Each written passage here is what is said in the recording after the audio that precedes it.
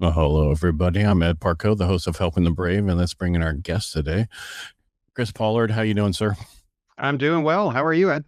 No, I can't complain. I'm in California. I can't say it's sunny out because I'm in the Central Valley. It's overcast. It's 48 degrees out. It's okay. Yeah. Where you Well, at? it's like 16 here. I live about 30 minutes, about an hour north of New York City, near West Point. So it's just a little bit frigid today, but that's all right. The sun's out, so I'm happy when the sun's out. It's when there's no sun and it's gray. That's when I'm like, all right, I'm good. Yeah, I actually have to go up to my cabin to be warmer than I am right now. Yeah. Figure that, and that's at 5,000 feet Wow. because it's sun.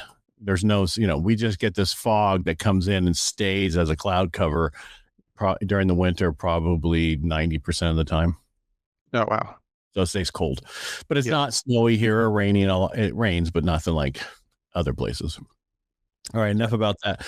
I kind of already know because where you said you're close to West Point. What service and why? So I was in the Army, went to West Point, and I said to myself when I was a young man, I want to go on some high adventure, get some great leadership training, challenge myself. And the Army seemed like a good place to do it. I actually had joined the reserves in high school. Like my parents had to sign a waiver for me to join when I was 17. Uh, Actually was in a medical unit before going to West Point. So went to regular basic training at Fort Jackson and then got accepted into both ROTC and West Point, and then went the officer route after that. So I started out enlisted, but looking for adventure and a fun time, and I found it. So when you were 17, you were still in high school, or you're just close to graduating? At that point, I was like beginning of senior year. Yep. Yeah, because I graduated at 17, which that means you depend. I'm in July, so that's why it's that way. Just July babies start differently than other babies. Yeah. And so when I got out, I mean, I finally I was on delayed till January, and then I pushed it a little bit further to finish some schooling, and I went into 18 because of Yep. that. Otherwise, I would have been 17 in. So Yeah. I turned 17 like 2 weeks after I graduated from basic. So yeah, I mean 18. Yeah, 2 weeks after I graduated. So yeah, but that was but that was reserves before you Yep. even went in. Yeah. Yep. Yeah. So you did West Point. Yep. Did you play football? No, no football. I'm just getting Not thrown that everybody fast. that goes to West Point doesn't play football. I'm sorry, No, not everybody does. just the select few. So As I was in the Navy, so of course, Army, Navy. My son's in the Army. He's in Washington State. He'll be transferring here soon, but he's been in almost 2 tours. oh wow. Yeah, and Yeah. it's amazing how fast you guys make rank. I know you're officer, but the enlisted makes rank so much faster than any other service I've ever seen. Yeah. Yeah. Depending on what MOS you're in and how much upward mobility is open for that MOS. Yeah. Yeah. Well, because I was in the corpsman in the Navy and physical therapy, there wasn't upward moment. People had to. Oh, right. Yeah. Yeah. Yeah, I mean, it got to a point. I got my bachelor's and master's while I was in, and everybody asked me if I wanted to stay in as an officer. I'm like, no, because I don't want to be a line officer on a ship. There's one thing I do not want to do. Yeah. So that's why I did. And then they go in the reserves. I'm like, no way, because they're going to call on the reserves to go to war if we go to war. Oh, no, they won't. Yes, they will, because they're going to change how they're adding people in, and they're going to change everything about it. And they did. Yep. And unfortunately, I was right. And more people who were in the reserve saw more active duty in the sand than anybody else I know. I know people who have done way more tours than active duty people have done over there. Yeah. Yeah. I should say deployments, not tour, whatever you want to call it. Right. Yeah. Yeah. All right. So you graduate. So you did West Point.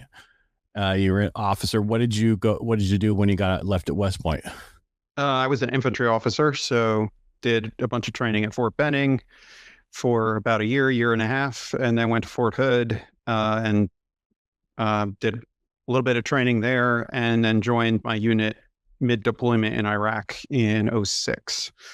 So they had deployed in like November, December timeframe, and I joined a couple months later, worked in the intelligence shop for about a month or so, and then was given a platoon over in Iraq. So did a couple of months about, I guess it was about 6 to 9 months in Iraq, driving around looking for bad guys. And then after we got back from deployment, actually worked at Army basic training in the operations department for a couple of years, did company command there, and then did National Guard for a couple of years after that. For about 3 years, my unit got activated again. They went to Afghanistan, but I stayed in rear detachment. They were like, "Hey, you're doing finance and you're getting an MBA. Why don't you like run the budget? You'll be the budget analyst for the brigade." So I ended up doing back office stuff for that. So, and then I got out in, I guess that was about 2012. Got out completely because I didn't want to get called back again. Right. So, Right. You did 4 years and then 2 years reserves. Is that what I'm hearing? I did about 1.5 years reserves, 4 years West Point, 5 years active, and then 3 years in the Guard. Gotcha. Yeah. Well, that's enough. Yeah, I got to, I think 14 total, something like that. So only needed 6 more. I know. Well, the reserve time, you get to get your weekends. It happens slower. Well, that's the problem with the reserve. It doesn't work that way. But if you active duty, you can. My son's like, I'm just going to stay in. What's another 12 years? I'm like, oh, that's a long time. But anyway, I could. If I like it, then it's not bad. But if you're suffering, it can be a little, it can suck. It's a combat medic. They haven't been called up yet at all. Yeah, so he's been deployed to South Korea. He had a hard time. Okay. Yeah. What do we pick for Bart tonight? Barbecue, Korean barbecue, or Korean barbecue? Yeah, right. That was the biggest decisions while they're there, which is good. I mean, nobody wants their kid to go to war. Nobody wants anybody to get deployed unless you have to. I mean, when he was in, I was in during right as Iraq started, but I was not ever sent there, and I'm lucky. I count my blessings that I wasn't sent over there, because I know a lot of people who were sent over there who came back, and they have more issues than I do. So. Right. Yeah. The odds of things being a little more challenging from that point forward are pretty good. So yeah. All right. So you got your MBA and in finance, and so I assume you're in finance. Yeah, I got an MBA with a major in personal financial planning. So it was a blend of what do you do at the business level and what do you do at the personal level. So a kind of a cool mix of how do you create value by running a business, and then how does the business owner actually then retain that value at their, as an individual. So a pretty broad program that I've ended up using a lot of that in my financial planning practice that I run now, where I work a lot with business owners. So ended up being a very good degree for me and worked out really well. Yeah. So I got my MBA in international business and then also marketing, which then I started my own business and I used the marketing more than I used anything else. So, and I've been in the mortgage industry forever, and I've, back in the late 90s, early 2000, I used it for direct mail like nobody's business. And I was direct mail king down in San Diego forever. So, but that's about me. It's not about me. It's about you. So when you got out, did you know exactly that you were going to go into financial planning? I kind of knew after my deployment that I wanted to get off active duty. And so I said, all right, I got to have a pivot plan here. I have a couple of years left on my contract. So what do I want to do? And I really like numbers, and my undergraduate was in electrical engineering, so with computer architecture focus. So it's like, I like numbers, math, and that kind of stuff, but I really like helping people. My original plan was do the infantry thing and then become a chaplain. So I kind of had this like spiritual and guidance type bent to me, where I like to provide guidance, counseling, that kind of stuff to people. But then I was like, all right, I'm good with the deployments. The active duty stuff isn't, we could look at hindsight at what happened in Iraq and say, okay, you can have your opinions about it, but things could have gone better or differently. Let's just put it that way. So rather not participate in that if I don't have to. Did my time, did my service, and then I'm ready to do, make a good impact a different way. So Chris, all I would say is don't have a Democrat pull us out next time. That's all I would say. Yeah. Because the last two times they've done it horribly. Yeah. Vietnam and Iraq. And I have a few books. I interviewed so many people about the similarities to those two wars and how we were taken out in the whole 9 yards. And, some people just, when things become political, and that is the biggest issue. And it happens in everything. I try to fight it because I'm on talk radio. I do a local radio show on iHeartMedia, and we run into it all the time. So I totally understand what you're talking about. Yeah, it could have been wholly better, and we could have kept all of our machines, and that's all I'd say about it. We wasted a lot of money. But when people have other people's money to spend, they do not use it the same way as if it's your company. Right. And if you're not held to a fiduciary standard, which is like you have to do what's in the best interest of the people you represent, then you'll get some creative result. But then you would think in the positions they're in, they're supposed to have a fiduciary responsibility. That's like me. I tell my clients, nobody will know anything about the fact that we have done a loan for you unless you tell people. And because I deal with agents who broadcast, we sold this house and all this stuff, and puts everybody information out there, and I don't let anybody know because I know more about them than their priest, their doctor, their attorney, everybody put together. I know more about it. And so I have to have that responsibility like you do, to make sure that you take care of them and none of that information gets out. Yep. But the reason I was asking if you knew exactly you're going to financial planning, because I fell into the mortgage industry. I love numbers, but and I didn't realize that until I really got into helping people plan for their future by owning homes. And people go, what? Right. It changed the trajectory of your life when you own a home. Your kids, everybody else, they all think they can go own a home, and they should own a home to build some equity and some stuff like that. In some parts of the country, it does not grow. I'm in California. It's ridiculous how much equity gets built over time here. Oh yeah.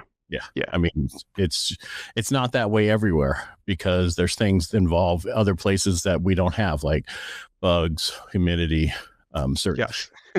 The nicer the weather, the more expensive the homes are. That is a trend. Yeah. And locality to water. Yeah. So if you got a lakefront, they're like, oh, it's a swamp, but they're like, it's fine. Double the price. That's how a lot of stuff. I know. The difference is I can go out on my porch. I don't have to worry about being attacked by mosquitoes in a lot of places you do. And that's where you pay. We call it the sunshine tax. Our problem is we're a one party state, and we need accountability, just like you need in everything. And the reason I bring that up is because if you have a financial planner, you need to have accountability to make sure that they're doing what they say they're doing for you, and make sure that it's a plan that you all agree on. It's not just accountability to anything. It's everything in life needs to have some type of accountability. I mean, if you're going to lose weight, direction, and whatever. It's like, all right, we say we want to do this, and then you look back and say, well, what steps are we taking to do that? If the answer is none, then was it a goal in the first place? Was the question. Like, is that something you actually wanted to do? And it's a lot of my work is trying to figure out, okay, why is someone not doing what they said they wanted to do, and how can we bridge the gap to client is here, they want to be here.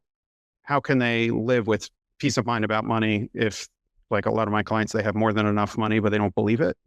Doesn't matter what the charts say.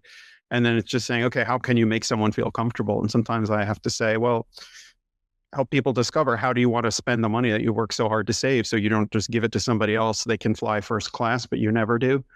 Like, is that how you would like your money to go? Do you want to give money to people when you're dead, or see them enjoy it now, or see them benefit from it now? Right. So those kinds of discussions of, sometimes introducing gentle accountability that aligns with somebody's core motivations is a little easier, is a little more productive than, man, if I had somebody yelling at me, like I'm a 17-year-old private, like maybe I would lose weight or whatever. It's like, well, maybe your goal is to see your grandkids and be able to pick them up. So you need to go to the gym, and that emotional connection to holding your first kid or grandkid or whatever might be the motivating factor. So a lot of what I do is trying to figure out what's the motivating factor for somebody, and then push on that to apply it towards doing stuff in their own best interest, right? Investing a certain way consistently, or actually spending some of the money you saved, and don't just sit on it. Yeah. Enjoy life. We were at dinner one time, and we were talking. My sister had called, and they were coming in somewhere, and they wanted us to meet them. And we're like, "Oh, I don't know. Let me check. Let me call right back." And the lady next to us, an elder lady, she's like, "Just do it." She goes, "Me and my husband waited until we were going to retire to travel the world. As soon as he retired, he died." So Yep. do not wait. Enjoy life. So you need to save and enjoy. The thing I run into where people are like, "I'm going to pay off my house. That is my number one goal." I go, "Well, you pay off your house after you put all the money you possibly can away. Then that extra money used to pay off the house. Because if Yeah. you do it your way, you're going to pay off the house. And then I'm going to have to do a reverse mortgage for you and give you your money back, which I don't want to do." Yeah. How the heck do you get money out of a house? You can't take like the shutter off the front of your house and go to the bank and be like, "Will you give me money for this?" Like you can't sell pieces of it. It's a house. The only way to get money back out, reverse mortgage, home equity line of credit, cash out refi, or sell the thing. But then you need somewhere else to live. So now what?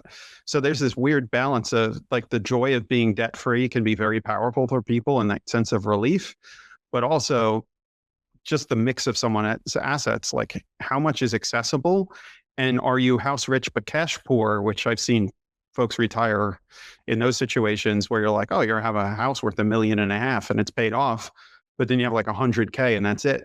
Like Right. that's a precarious situation. And the problem what people don't understand is I run into a lot where they're like, "Well, we're just going to sell and rent." And I run the numbers. You're going to be out of money in 12 years. Right. If Yeah. you do that.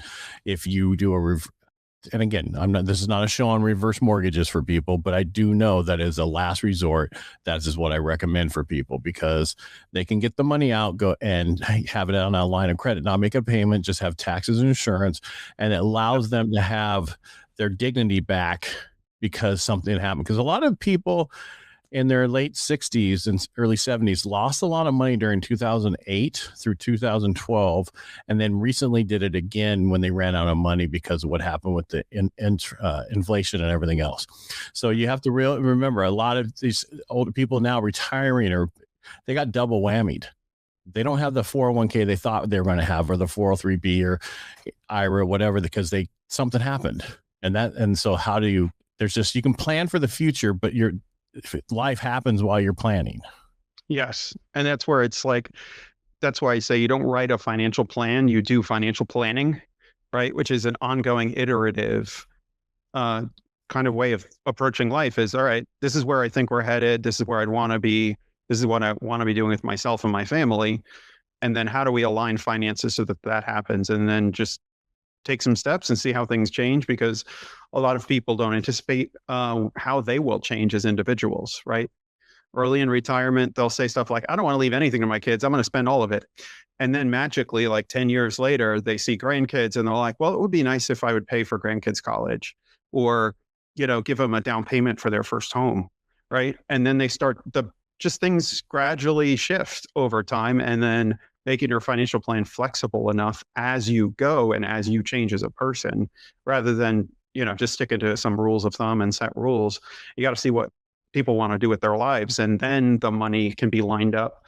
If you try to just fit your life to money, you'll probably be pretty sad most of the time. So, And I always tell people to, because they're like, "Well, we want to leave something." I said, "Your kids don't care. And if they care, then you don't need those kids." And what I mean by that is if their kids want you to be comfortable, whatever that is. So they want you to focus on you first. If anything's left over, they're just going to fight over it. And, and stuff. I've seen it happen so many times. So I always tell them, focus on yourself, talk to your kids. Your kids are going to tell you to do whatever you want. It's the same thing I told my parents. I don't want any of your money. Just go ahead and enjoy life. And don't worry, they screwed me and I got none of it. So because my little sister got a lot because, my big sister and me, we actually did something with our life. But the funny thing is the ones who don't do anything are the ones who always get the money from the parents. Sometimes I've also seen parents straight up disinherit people and then they thought money was coming. It was not coming. Mom and dad were pissed. Well, I just heard one where grandma passed away and she remembered everybody she loaned money to who didn't pay her. And so when the will was read, if you had a balance due, that came off the top and you didn't get your money. And if you owed more than the balance you were getting, you needed to pay into the thing back. Wow. Yeah. Yeah. And I was like, Grandma should have been an accountant. well, no, it just, she was, she's like, she did it. Most people won't do that. And then the thing that I have found that if you don't want somebody in your will to get, somebody in your life not to get anything, you have to state it in the trust, Yeah. the will, everything. So-and-so does not get anything and any of their children, whatever.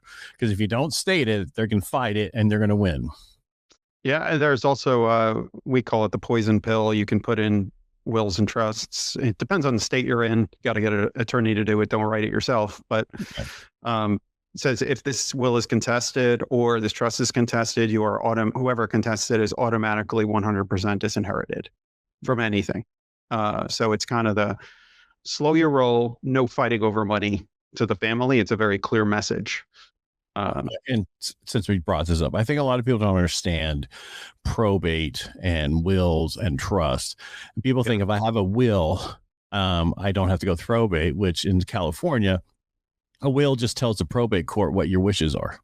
Right. So you still have to go probate and spend about $41,000, depending on the size of your trust, not trust, but the size of what you have, and pay the courts and everybody else. Or you do a trust and you don't have to do that. Right. Yep. There's a couple ways to probate avoidance, usually done through trusts. And then the other way is through transfer on death designations is another way to do it. And certain states are starting to allow it. Like New York, we just started to allow it with homes where you can TOD a home. You don't have to put it into a trust anymore if you don't want to. Most of my clients will put it into a trust for other reasons. But you can transfer on death, no probate now. So that's kind of like in California community property with rider survivorship. And I didn't understand what the difference was that and joint tenancy until a escrow officer told me the other day. And then because community property, rider survivorship, that half automatically gets updated to the taxes and, stepped up. Yeah. Step up. Yeah.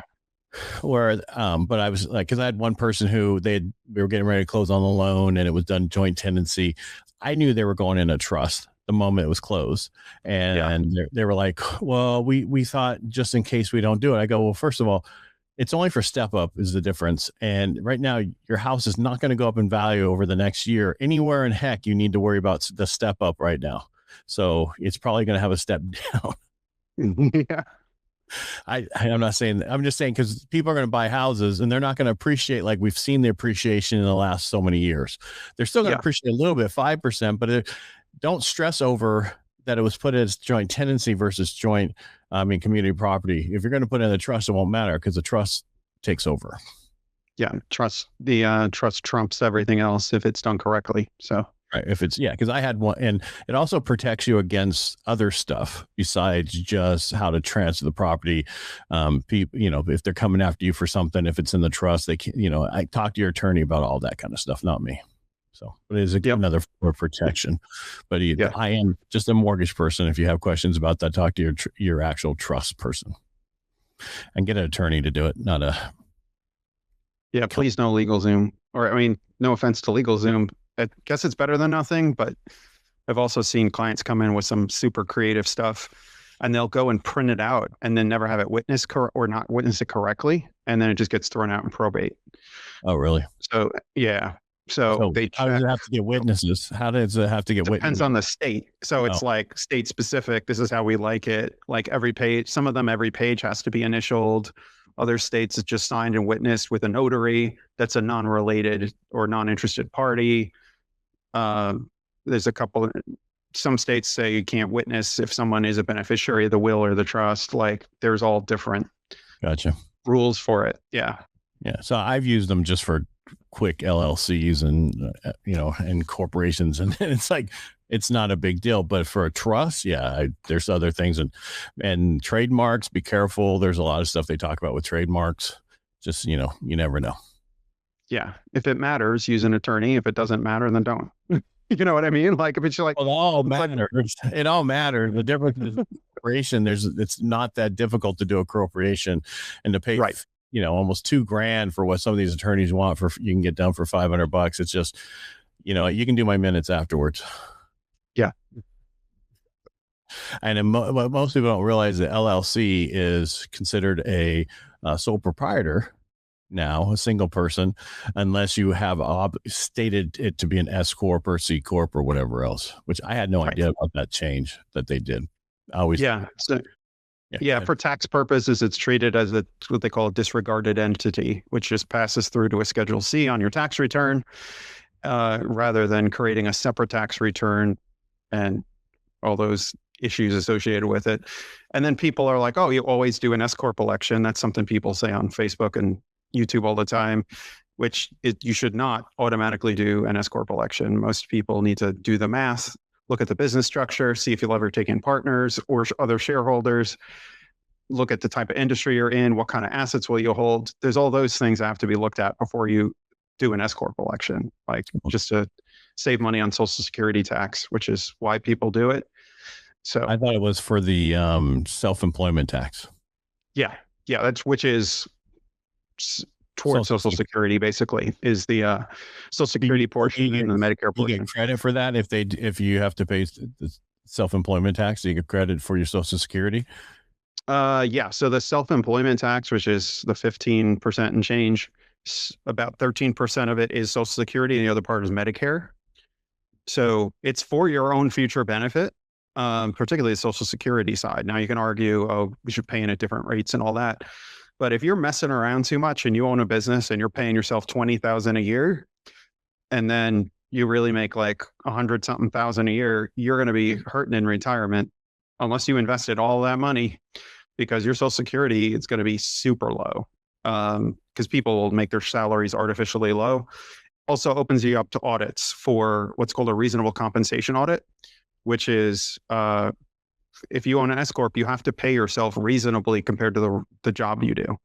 And if it's not like fair market value, they're going to start to look at it closely, and then they could start to go after the tax savings that you were trying to do with self-employment tax. So, they're also going to look at your K1, how much you get on your K1 versus what you take in salary. Because if you're going to pull $100,000 out, you're supposed to do $60,000 in salary and $40,000 in the other. Yeah, whatever like an appropriate ratio is for profit margins of your business in your industry. What's normal, and what is a normal salary that for someone who does what you do? So as a financial advisor, if I was like paying myself $10,000 a year, that's a no-go, right? Average salary for a financial advisor is 100, 150. You gotta pay yourself that, period. Unless you're a horrible financial advisor. Correct. Yeah, unless you suck at it, then then pay yourself nothing and do something else. Yeah, I mean, for our industry, because our biggest problem in California is you're an employee first, no contractors. And in our industry, the mortgage industry, we all had to go to W-2, which we hated because we make so much money. So everybody went with their own corporation. And then now all the companies just pay the corporations, and we don't have to pay worrying about the minimum wage and all that other stuff because we're paying the corporations or oversee them, which kind of like the real estate agents were able to do. But real estate agents still can be paid as a contractor directly to them. They don't have to have a corporation, but they need to have one to be smart. So, so there's just so many things to know. But again, Chris, thanks for being on the show today. I see there's a book behind you. When did you write that book? Yeah, I wrote that book over the last 2.5 years or so, and it just came out in October. So the book is designed as a workbook where it talks about a client story, and then we'll address the common fears that people have about stopping working. So some people are afraid to stop working because they don't know what to do with themselves.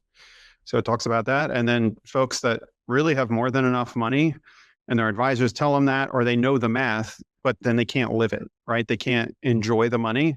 So how do you start to enjoy money and plan for what your life might look like and kind of break free of that feeling of scarcity and fear, right? That instead of that driving the money, how can you use money as a tool to make life better for yourself and people around you? So I can only work with so many clients myself, and I wanted to take lessons that we've learned from working with clients over the decades to share that with everybody else. So that's why I wrote the book. We actually looked in client notes, like what are the most common questions that people are nervous about and asking about. And then we just put it in workbook format, because it doesn't matter if you're told you'll be fine if you follow the 4% rule or whatever rule of thumb. You got to write down, okay, why am I worried about money? Where did I hear about that? Who told me that that's how you should think about money, right? And start to confront it a little bit. And then think of, if I were to think in a healthy way about money, what would that look like? Right. So it's a lot of it about the psychology of spending and enjoying life. And that's why I wrote my book, Financial Freedom, Building Personal Wealth Through Home Ownership. It breaks down the whole, my first chapter is about credit, then income, and it goes through the whole process so they understand why they need to own homes and how it can help them. I'm working on my veteran version that's only for, the VA loan and everything else. Cause this one was for everybody, had every loan, you had the VA loan in it and everything else, but I'm mainly help vets. Everybody sends me other people, but that's why I focus on is veterans.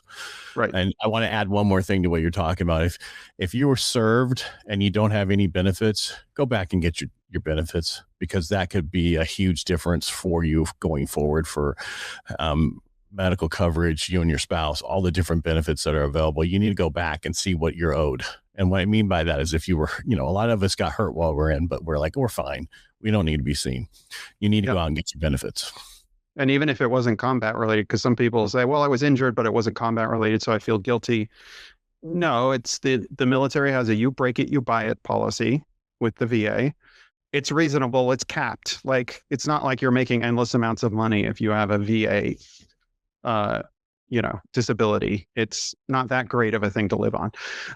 Well, if you're cutting it is important. Right. It depends on your percentages. Once you get to, if you get to 100, you're like with a spouse, you're about 4,100 a month now, tax free. So if you add your tax on top of that, that's almost 60 grand a year. If you were doing taxes on tax, non-tax. Where I live, you cannot live on that. So it's just expensive. You can live. We're in New York. It's expensive. Sorry. I'm in California. You can't live on it either, but it could pay your mortgage. That's true. Yeah. So when you retire, what I'm looking at is there's so many things. Plus, if you're one day in combat and you retire, there was another $1,500 when you can add on to that. If depending on your situation, there's so many. So what people understand is and I just learned all this because I finally went back and I was fought for 20 years saying no about my benefits. And then finally I got somebody to help me, and I'm at 90 and I have a few more things and I should be at 100 here soon. But what I'm getting at is besides 10% all the way to 100, there's letters on top of that for other benefits for things that happen to you.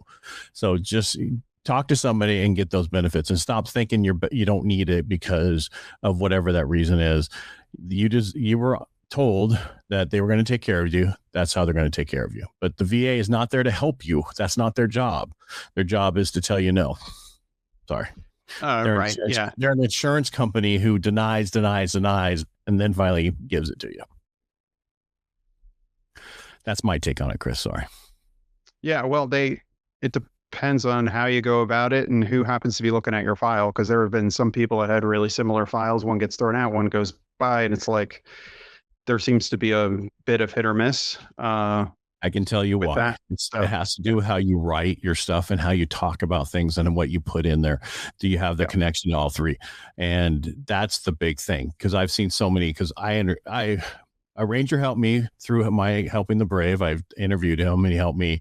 And then once he helped me, I found out so much more stuff, and I was explaining to him and he didn't want to hear it. So I started my own veterans benefit company. That's not why I'm talking about it here. I'm just saying there's so many people who should have help who've been denied. And I got denied in the late 90s, early 2000s, and I gave up because of that. Well, they didn't, what we know now in the last 6 years is totally different than what we knew 20 years ago.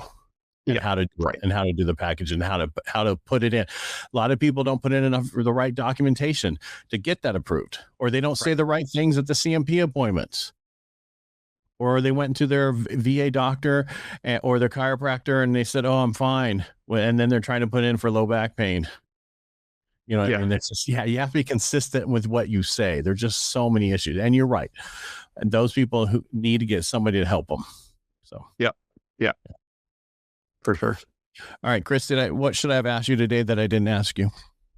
No, I think we covered a lot of ground. I think my message to people is life can be really hard sometimes and can be really good, but we all have agency to help facilitate whether life goes well or not based on the cards we're handed, right? So just because you're handed a shitty deck of cards doesn't mean you need to play them in a shitty way, right? We need to use like wisdom, which is skillful living, and figure out how to play the hand we're dealt, whether it's good or bad, and do that with skill. And then particularly in the US, we live in a place where we're blessed to have a lot of freedom and a lot of choice. And then we need to just do the best we can with the choices we have to have a meaningful life for ourselves and benefit people around us.